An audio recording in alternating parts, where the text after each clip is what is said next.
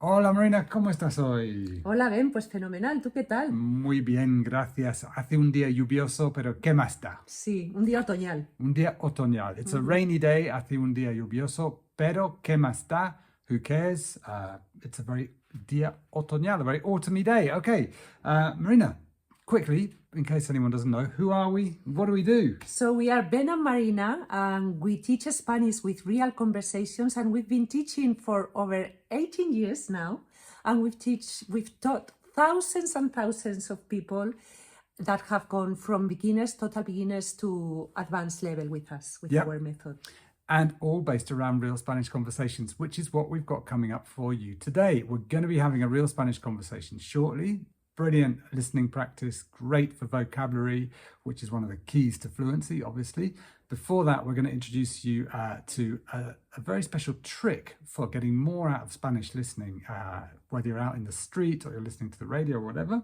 And some important news. I'll tell you what can people do, Marina? When the Spanish conversation segment comes up, if you're a beginner or an intermediate, what can people do to make it a little bit easier? Yeah. Before we teach you the other trick, there's Okay. something else you can do mechanical.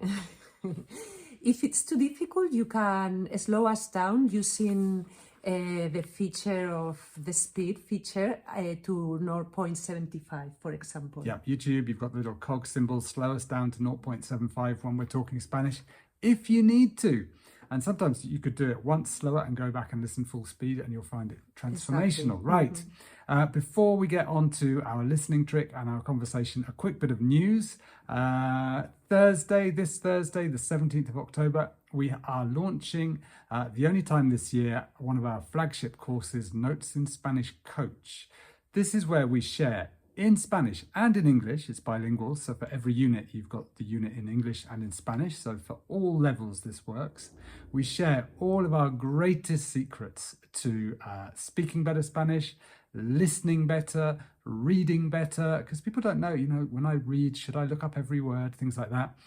Writing better, and also what to do if you're stuck on a plateau, especially the famous intermediate plateau, or you're a beginner and you don't know how to get up intermediate. We solve all of those problems in this course. It's a life-changing course for Spanish learners. So For Spanish and any other language too. actually, it works for all languages, Yeah. but obviously it's geared to Spanish, and the units are in Spanish and I know English. some of our students are learning two languages simultaneously. That's true. So if you're learning two at once, first of all, well done. And secondly, you'll improve in both the languages after this course. So, right, that's coming out on Thursday. We will send you an email about that. Make sure you're signed up for our newsletter via the link below if you aren't already. Notes in Spanish Coach. It is level busting, let's say, level improving, zooming, all of that. Okay, today we've got a conversation coming up now. Marina, what's it about?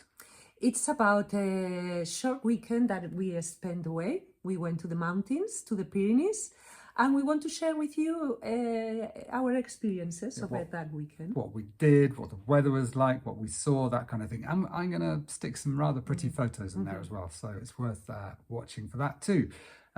So Marina's just given you some context. Now you know roughly what we're going to be talking about.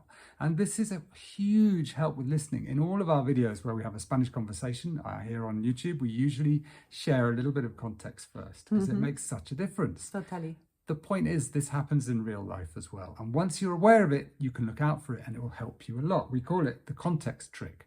Because, for example, Marina, a couple of examples. When Yes, you for might example, have context. you go to a restaurant with some friends and some of the conversation is going to be around the food that you eat and the choice of the restaurant. Or if you went to the cinema, you are going to talk about the film you saw After you come out. Yeah. after you come out. Yep. So So you always know roughly what the conversation is going to be about in many situations. And we call that the context trick. It's a huge help. We've got other tricks, the gist trick. We've got tricks for helping you understand groups of people talking when they all talk at once. Seems impossible. We go into all of that in the Notes in Spanish Coach. But the context is key. And you've often got a clue to what people are going to be talking about. Today, we're going to be talking about our weekend in the Pyrenees. So let's get on with it. Okay. And start speaking Spanish. Marina, ¿qué pasa? ¿Dónde hemos estado este fin de semana? Pues mira, hemos ido a los Pirineos y bueno, había llovido mucho previamente estaba todo súper bonito, ¿no? Los colores otoñales, rojos, amarillos, naranjas, maravilloso. Agua corriendo por todos los sitios, por los caminos incluso. Pero a mí lo que más me ha chocado es que me he puesto un abrigo por primera vez desde el año pasado, bueno, Sí. desde el invierno pasado. Llegamos el viernes por la noche, muy tarde, a las 10 de la noche, porque salimos de Madrid a las 4:30. Y son 5 horas de carretera, de conducir. Y cuando llegamos al pueblo, en los Pirineos, vimos a todo el mundo Con gorros. con gorros, bufanda, abrigo, y pensamos, uff, hace frío aquí. Entonces, el sábado nos despertamos por la mañana y ¿cómo hacía el tiempo? Pues estaba bastante lluvioso, aunque he oído que en Madrid llovió torrencialmente, o sea que creo que todavía lo tuvimos mejor, porque llovió por la mañana, pero luego pudimos salir a dar un paseo y ya dejó de llover. Estuvo así como gris, Sí. muy bonito porque había nubes bajas, ¿no? Ahora ponemos unas fotos, pero había nubes bajas así a mitad de la montaña. Entonces estaba como maravillosamente bonito. Entonces dimos un paseo por el bosque y ¿qué vimos?